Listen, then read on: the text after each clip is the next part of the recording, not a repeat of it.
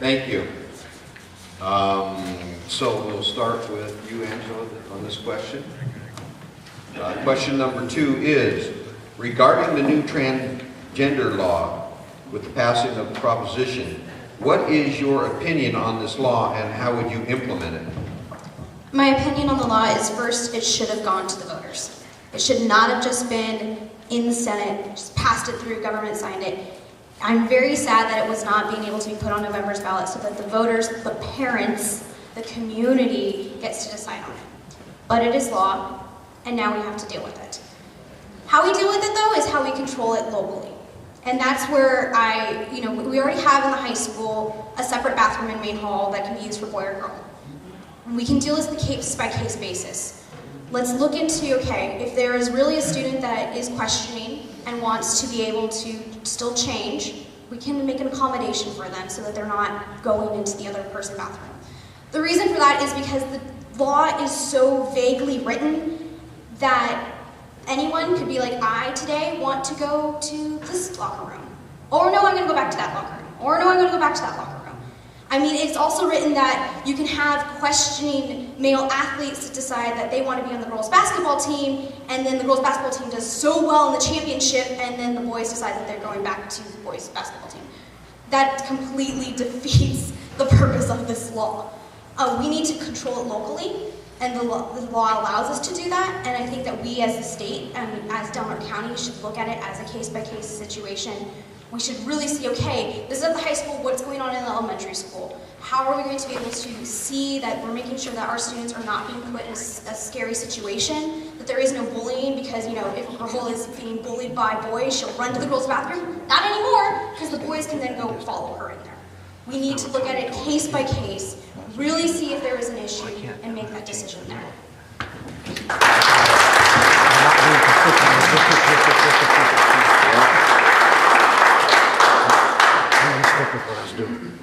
Milton? My turn. I'm going to have to read part of this. As I understand AB 1266, it requires that any course open to or required of one gender must be open to or required of the other gender. Okay, I understand this. And I kind of agree. If you want to have a boys' basketball team, you've got to be able to have a girls' basketball team. If a girl wants to take machine shop, she's got to be able to. If a boy wants to take cooking, he ought to be able to. That I understand, and I don't really have a problem with it. However, I do have a problem with a clause that says, and I quote, "and use facilities consistent with his or her gender identity." Plus, stick the microphone over there so you can talk. Irrespective of the gender listed on the pupil's records. This does give me concern. I'm not a psychiatrist. I have no clue what gender identity is. How does a 6-year-old know whether he's a boy or a girl with gender identity? Gender identity is a concept for PhDs and those kind of things. Not for kids. If you're 21 and you decide you're in the wrong gender suit, you can change that. I feel enforcement of this part of the law is absolutely impractical. Thank you.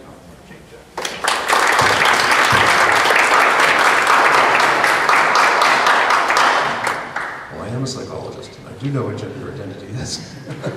And I have worked in my private practice with people who have gender dysphoria or transgender issues, and they deserve compassion and respect and help. I've also read the law, and in my opinion, it's overly broad and unworkable. The law is an attempt to extend current laws and rights to gender nonconforming individuals with the goal, a laudable goal, of ensuring their ability to participate in ordinary school-based activities. The law as passed is not a good solution, even though the goal is good. School districts around the state are developing responses on an ad hoc basis, and that's what we have discussed doing. We will craft individual solutions as the need arises, for instance by providing restrooms for individual use, as other people have referenced. This would have the advantage of also providing facilities for other young people who, for whatever reason, prefer more privacy. The condition of being transgender is fairly rare, and addressing the issue will be case by case necessarily. I anticipate that the legislature will respond to community concern and will eventually clarify the law. If not, I'm sure the courts will clarify it. As written, it is unworkable.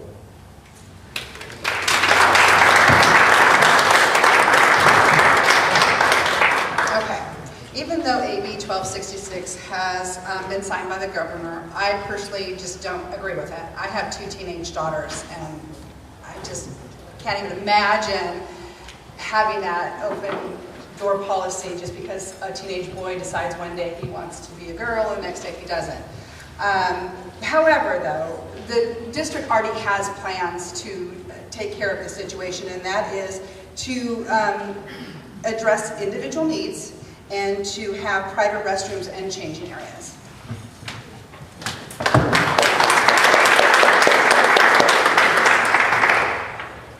Thank you, Lori. We're going to make a slight change here in how not how I ask the questions, but we're going to ask the questions and let both candidates from District 2 and then District 1 do it. So, anyway, I've been told that's a better deal. Okay, so we are on question number 3. What is your opinion of charter schools and alternatives to public education schools, etc.? Milton, we'll start with you, and then Don, you'll go next. A charter school is a public school established by teachers, parents, or the community. Under the terms of a charter school of local or federal jurisdiction. Reasons why a child would go to, or a parent would put a child into a charter school or homeschooling varies depending on the child and the parent. They can be for religious reason, where you want your child to have a religious education. They can be for security reasons, for you're afraid that your child is going to be Southern California shot. Not a problem we have, unfortunately. For emotional reasons, the child may not be acceptable or able to accept education in our classroom. There are as many reasons as there are people to put their children into school, into private or home schooling. Let me get this up here where I can get it in focus.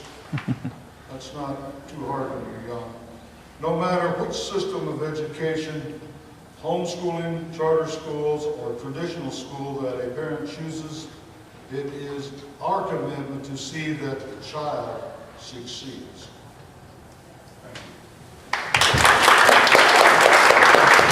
You're next. By the way, you don't have to stand up if you don't want to. Me? Anybody. Okay, well, I'm comfortable either way, just the focus. It'd be nice to have a little lecture or something. Years ago in grad school, the professor teaching us educational measurement commented that the public schools benefit from competition. Actually, what he said is the public schools are a threat. And I don't think there's anything wrong with having that competition. When I was dissatisfied with the public schools when I was in Missouri, I homeschooled my own son for a year. I believe it is crucially important for parents to be actively engaged in making educational choices about what is best for their children, whether that means public school, homeschooling, charter school, or private school. I'm completely open to that. That said, I also think it's important that there be accountability for results and that the schooling actually happens. One of the things I've been concerned about on the board is the churn in our schools, students moving from school to school to school, public, private, charter, or home, not because of some educational aspiration, but because things got tough and it was just easier to avoid whatever the issue was at a particular school. We are working to fix that problem. In my work at CR, I have tested some individuals who went all the way through various alternative schools and who show up at my door completely unprepared to participate in learning at a college level. These have been folks with normal IQs, but who don't know basic facts like basic multiplication or even that we had a civil war. When that happens, we have failed that youngster. I also want to comment that charter schools vary a lot. Our public schools in Del Norte outperform our charters, including the district's own charter, and Humboldt charters often outperform the public schools.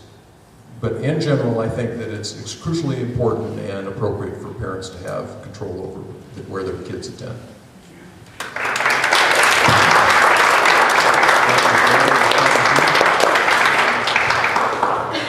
I agree. I think it's really important that the parent does have the choice of where they send their child. When we first came here, my daughters started in private schools, and they spent their first 5 years in private schools until that did not work any longer. And then we put them into the public schools. Not all the kids learn the same. Some kids cannot do the 30 other kids with the teacher in the front of the classroom. It just doesn't work. They need that other option. So, but like Dawn, I totally agree that they need to have, the board really needs to watch what's going on in the other charters, especially our own and the other ones that the county is accountable for, to make sure that the other schools in our district, the other charter schools, are doing the job. We want to educate our kids, whether it's in public schools, charter schools, homeschooling. I think we need to make sure all our children are getting educated properly. And I think the choice needs to be to the parents of where they go, and I think it's the responsibility of the board to make sure that that school itself is up to the standards that we expect.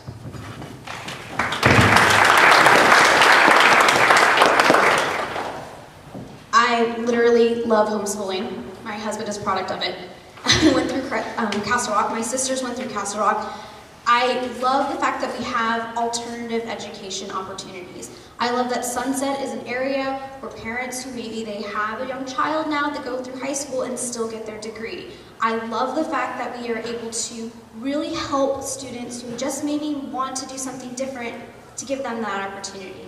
I also love the fact that parents have a choice, whether to send their kids through the public school system, send them through charter school, or go through homeschooling.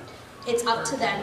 I do say that we do want to make sure that we are all teaching the same, but that's not the county's limit on it. That should be the society's on society determining whether or not the homeschooler is able to do it. Homeschoolers multiple times have shown that they can be just as well educated, if not better, when they go through the SATs and go through all the different curriculum into the colleges. The biggest part though, no matter what school you decide to set your child through, you have to be involved. You can't just send your child to public school, expect them to be great, and then not be involved in it. Just like you can't decide to go put your kid in charter school, not be involved, and expect them to go through it with a grade. You have to be involved. No matter what schooling, a parent needs to be there. But because of that, the schools also need to be able to be open for the parents too. That means if they want the parent involved, they need to be just as open to accept the parent, have meetings at a time when the parent can be involved, be able to have information maybe in a language that the parent may be able to read, like Hmong or Spanish. They need to be just as involved. We can't just say, oh, I want to go from this school to this school because I just don't want to be here. We need to say, why are you moving? What's giving you this opportunity? Because maybe it's a bullying problem. We now have notification to figure that out. Maybe it's a teacher communication problem. We can go check it out. I totally am for the parent deciding where to put their kid, but then we also make sure that the parents are getting communication with the school.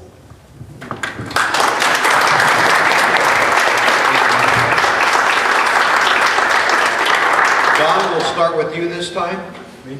And yes, the question is, California has recently adopted Common Core as our educational standard. There are several states that are currently withdrawn from Common Core in addition to those who didn't adopt the standard originally.